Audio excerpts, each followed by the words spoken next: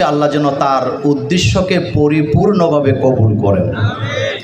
দ্বিতীয় কথা হচ্ছে, এখানে আমাদের সম্মানিত মাথার তাজ উম্মতে মুহাম্মদ সাল্লাল্লাহু আলাইহি ওয়াসাল্লামের অনেকগুলা নক্ষত্র একত্রিত হয়েছে এবং আপনারা সামনে যারা বসে আছেন, আল্লাহ পাক কোরআনে বলেছেন, আন আকিমুদ্দিন ওয়ালা তাতাফাররাকু ফি, তোমরা আমার দিন কায়েমের একত্রিত হও, নিজেদের মধ্যে বিচ্ছিন্ন হয়ে যেও না। কিন্তু নামাজে, হজে যেভাবে আমরা একত্রিত থাকি, দিন কায়েমের বেলায় যদি আমরা সেভাবে একত্রিত থাকতে পারতাম, এতদিনে বাংলাদেশে কোরআনের রাজ কায়েম হয়ে যেত। কিন্তু এটা আমরা পারি নাই, এটা আমাদের ব্যর্থতা। দ্বিতীয় আরেকটি কথা হচ্ছে, আল্লাহ পাক কোরআনে বলছেন, ইন্নাল্লাযীনা ফাররাকু দীনাহুম ওয়া কানু শিয়াআন লাস্তা মিনহুম ফি শাই।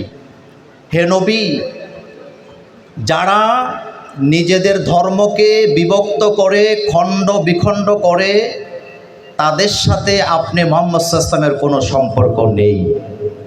তার মানে বোঝা গেল, ঐক্যকে যারা বিনষ্ট করতে চায়, দিন কায়েমের পথে যারা বাধা দেয়, তাদের সাথে মুহাম্মদ সাল্লাল্লাহু আলাইহি ওয়াসাল্লামের কোনো সম্পর্ক নেই। আল্লাহ পাক এটা আমাদেরকে বলেছেন।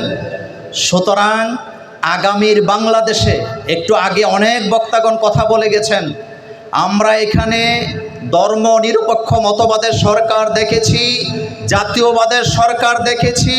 50-51 বছরে এখনো ইসলামী শাসন কিভাবে করে সেটা আমরা দেখতে পারি নাই।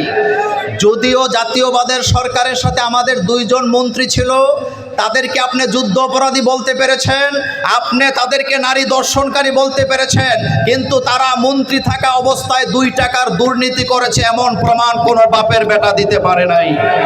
সুতরাং আজকের এই সম্মেলন থেকে আমরা শপথ করতে চাই, এই নাগাইশের দরবার থেকে আওয়াজ তুলতে চাই, আগামীর বাংলাদেশ কোরআনের বাংলাদেশ, কোরআনের রাজ কায়েমের জন্য কাঁধে কাঁধ মিলাবো এবং কোরআনের রাজ কায়েম না হওয়া পর্যন্ত আমরা ঘরে ফিরে যাব না।